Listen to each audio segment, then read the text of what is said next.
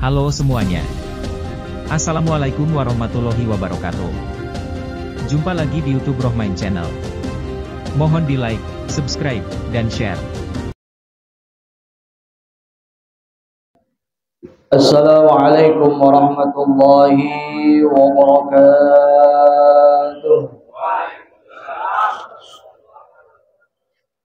Ya Rabbi bil Mustafa balligh maqasidana waghfir lana ma madha ya wasi'al karami ya Rabbi bil Mustafa balligh maqasidana waghfir lana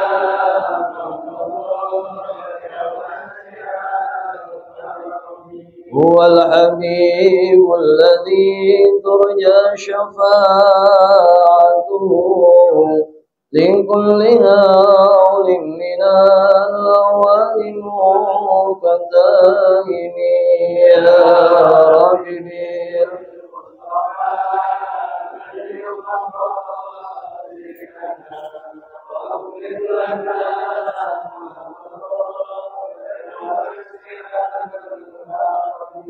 مولاي صل وسلم دائما ابدا على حبيبك خير الخلق كلهم يا ربي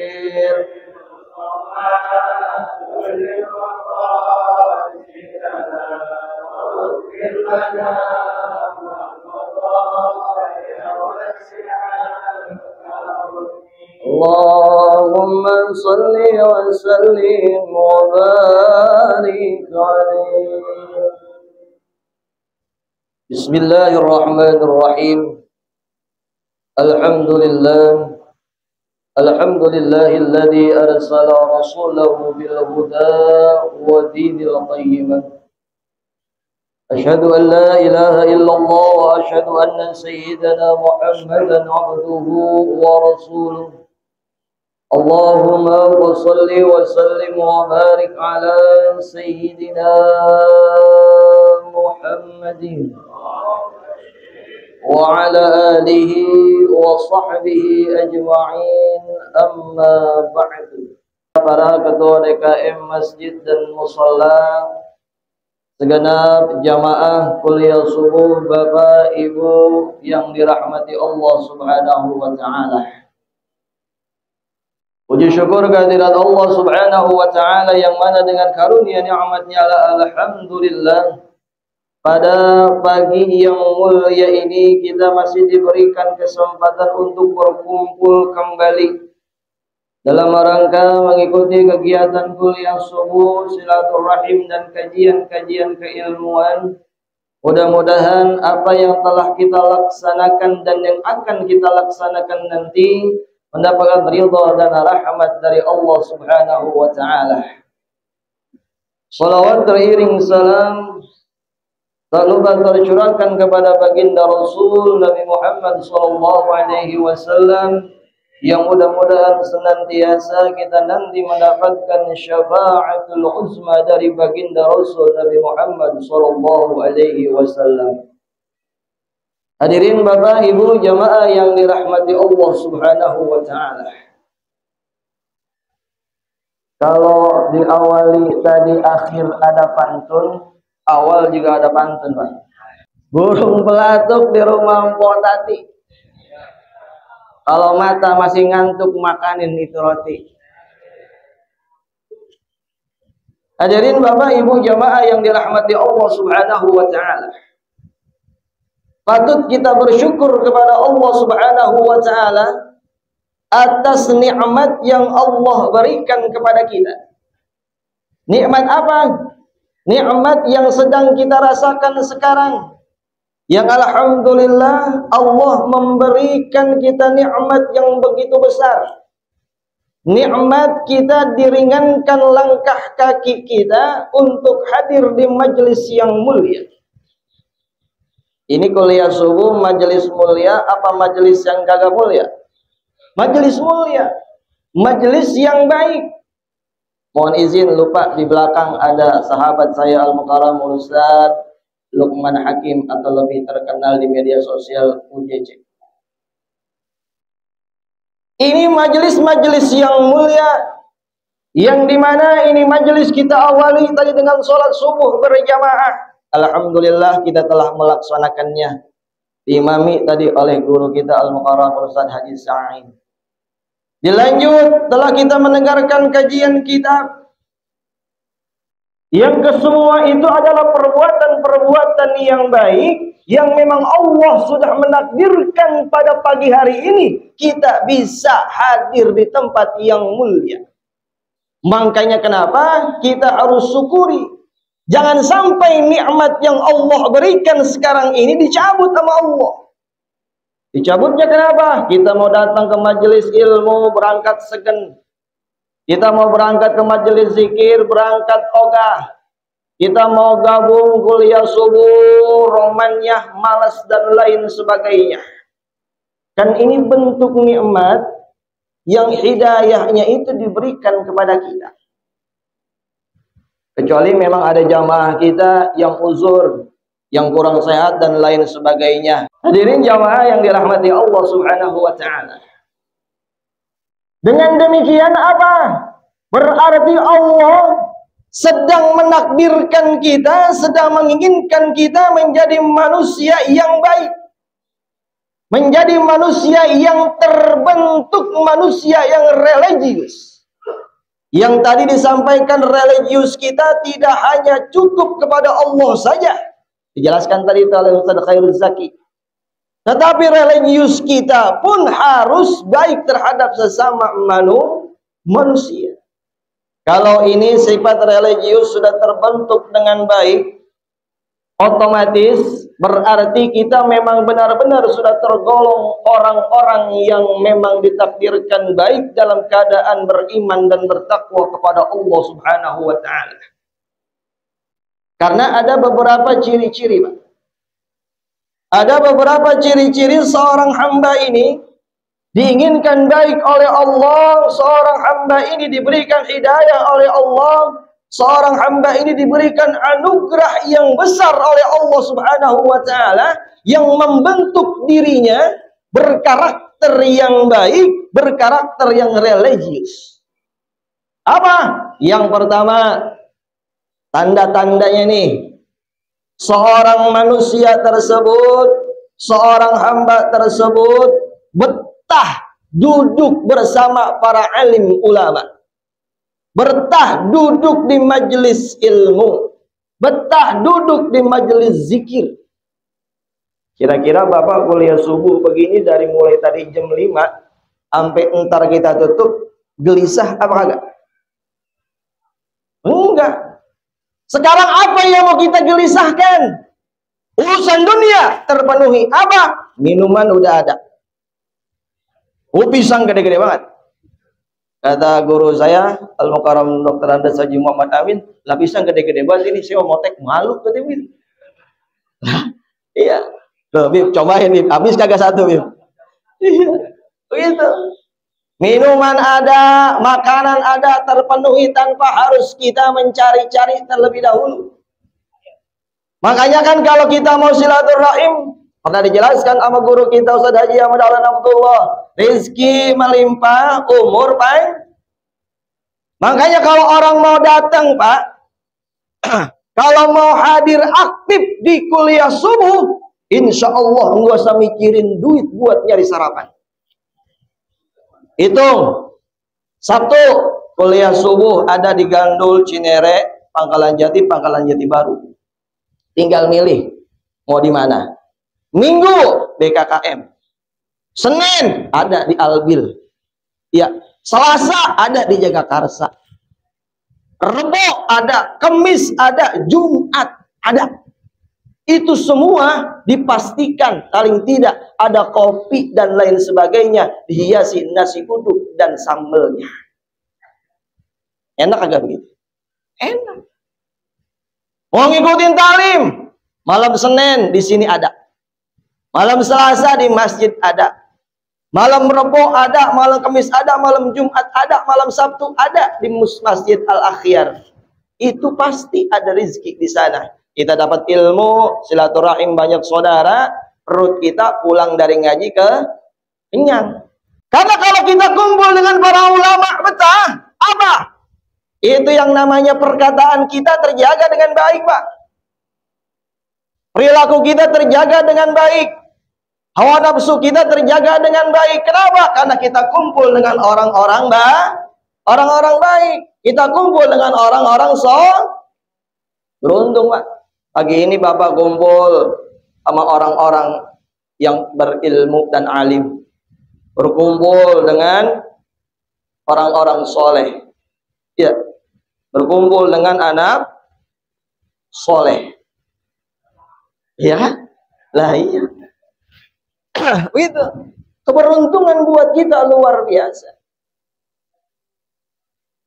Pasti kalau kita lagi kumpul di masjid begini, atau kumpul di majelis ilmu, kumpul yang namanya di majelis mulia, di kuliah subuh, adakah perbincangan yang kita bicarakan semalam atau membicarakan tentang kemaksiatan?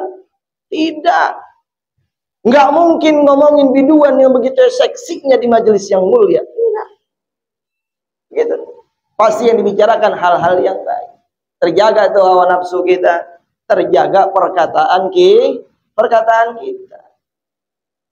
Karena Pak, ya Allah, ini lisan kita luar biasa. Bagaimana kita berkumpulnya dengan siapa? Ini akan terkontaminasi. Karena kita sebagai manusia tidak bisa lepas dari yang namanya omongan orang. Iya kagak, Bu? Iya. Kita benar dikatain. Kita salah, makin salah. Begitu. Contoh dah, ini mah cerita sambil curhat dikit. Ya.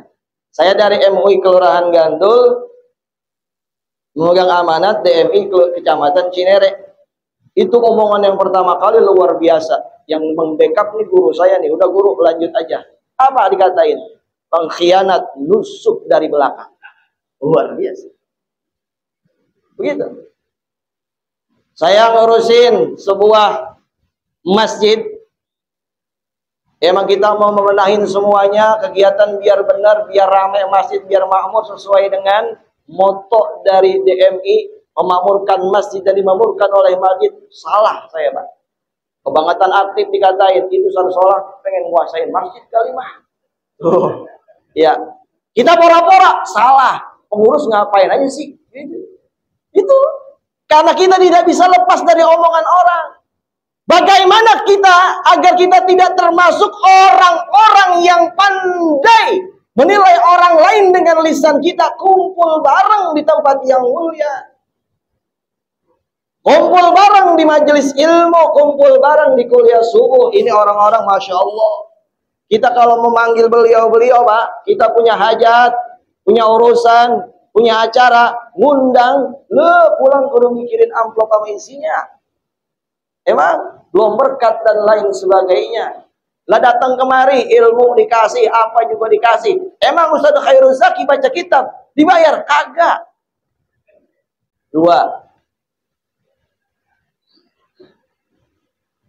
Orang yang diinginkan baik oleh Allah, ya, Allah ini akan membentuk jiwa kita menjadi religius yang bertakwa. Hablum minallah baik, hablum minan nas baik. Tatkala Allah memberikan ujian dalam bentuk urusan dunia, dia nggak ambil pusing dan tidak terlalu lama dalam kesedihan. Contoh, mungkin kita punya usaha tadinya lancar, agak bangkrut dikit, yaitu Allah lagi menguji kita. Atau pekeroman dia yang tadi perekonomian kita tadinya baik, sekarang lagi kurang baik, yaitu Allah lagi menguji kita. Orang yang kita cintai meninggalkan kita terlebih dahulu, itu ujian apa bukan? Ujian, itu ujian dunia apa bukan? Ujian. Kalau ujian urusan dunia, seberat apapun, itu kita bersandar kepada Allah, itu ujian di hadapan Allah kecil, Pak. Kecil. Makanya kan Nabi pernah bilang, suami istri anaknya meninggal jangan sedih, bikin lagi. Ya, suami istri, mohon maaf kalau bininya mungkin meninggal dunia, jangan sedih, boleh sedih. Nggak lama cari kawin lagi kan gitu. Hadirin jamaah yang dirahmati Allah Subhanahu wa taala. Begitu. Orang yang bertakwa tatkala diberikan ujian, berurusan dengan dunia, langsung dia mengadu kepada Allah Subhanahu wa taala. Ya Allah, ini urusan buat saya terasa berat, tapi karena Engkau yang memberikan, tolonglah berikan kekuatan kepada hamba dan berikan jalan keluar yang terbaik. Kita langsung pasrahin kepada Allah. Nah, ciri-ciri yang ketiga apa? Ciri-ciri yang ketiga, tatkala diberikan sedikit saja ujian yang berkaitan dengan keimanan, itu sedihnya luar biasa. Makanya Pak, contoh, kalau kita tadinya rajin ke kuliah subuh, tiba-tiba ada rasa malas yang luar biasa buat kita datang ke kuliah subuh, bye-bye. Itu Allah sedang menguji kita dalam urusan akhirat, urusan agama. Kita segan datang ke majelis ilmu, hati-hati. Kita segan gabung ke majelis zikir. Habib Ja'far tiap malam Rabu ada majelis Ratibul Haddad dan Asmaul Husna. Kita datang ke sana, tapi kita malas. Gitu. Malasnya memang karena kagak ada kegiatan, kita kagak mau berangkat. Kagak ada uzur pun kagak mau berangkat. Pokoknya kita lagi kagak ada kesibukan. Datang ke tempat-tempat mulia, ada orang meninggal, kita juga ogah datang buat takziah, hati-hati. Berarti Allah tuh sedang memberikan ujian kepada kita. Buru-buru kita beristighfar kepada Allah Subhanahu wa taala. Jangan sampai berlarut-larut di ujian yang Allah berikan. Kenapa? Karena kalau sampai berlarut-larut kita tidak bisa menemukan yang namanya memberi hidayah kembali oleh Allah. Dikhawatirkan kita menjadi manusia yang rugi di hadapan Allah Subhanahu wa taala. Tiga, yang keempat.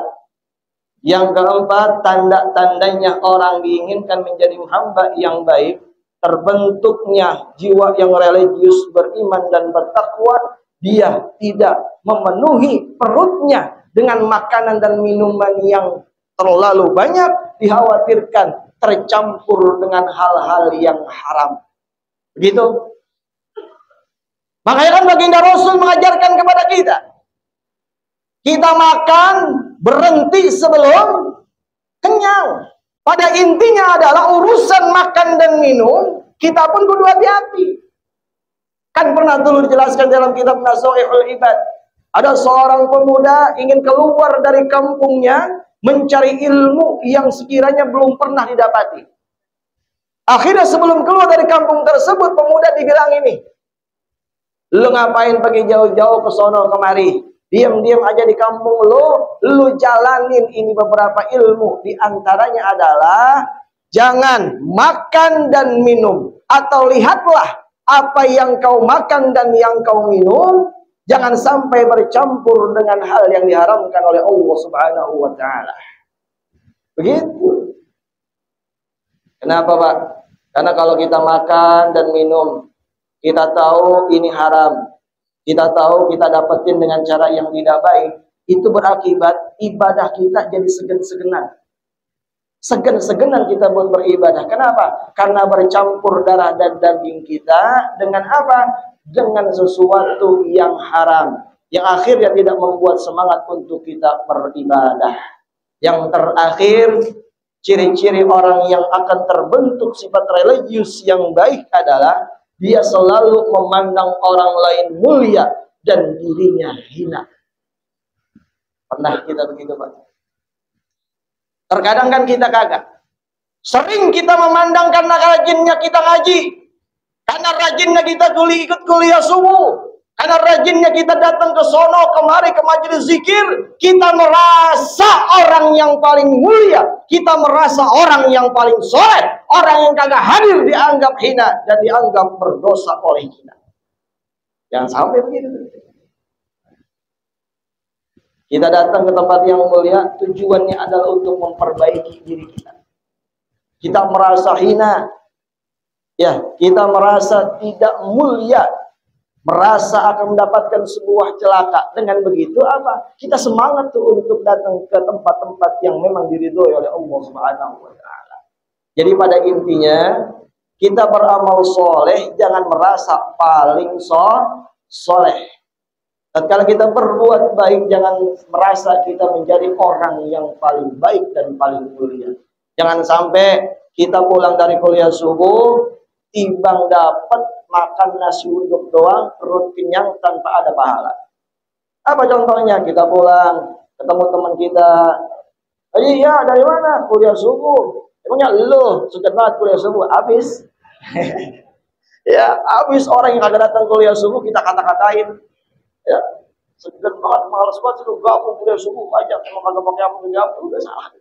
Habis pahala kita. Gitu. Makanya tadi itu kita merasa orang lain itu lebih mulia daripada kita dan kita merasa diri kita hina di hadapan Allah Subhanahu wa taala. Hadirin jamaah Bapak Ibu yang dirahmati Allah Subhanahu wa taala, mohon maaf kiranya mungkin ini yang dapat saya sampaikan. Mudah-mudahan bisa kita amalkan bersama, terutama pribadi saya bisa mengamalkan dalam kehidupan keseharian kita menuju akhiratnya Allah Subhanahu wa taala. Allahumma muwaffiq ila aqwamit thoriq. Wassalamualaikum warahmatullahi wabarakatuh. Mudah-mudahan bisa memberikan informasi yang bermanfaat untuk semuanya. Terima kasih telah menonton video ini sampai selesai. Mohon di like, subscribe, dan share.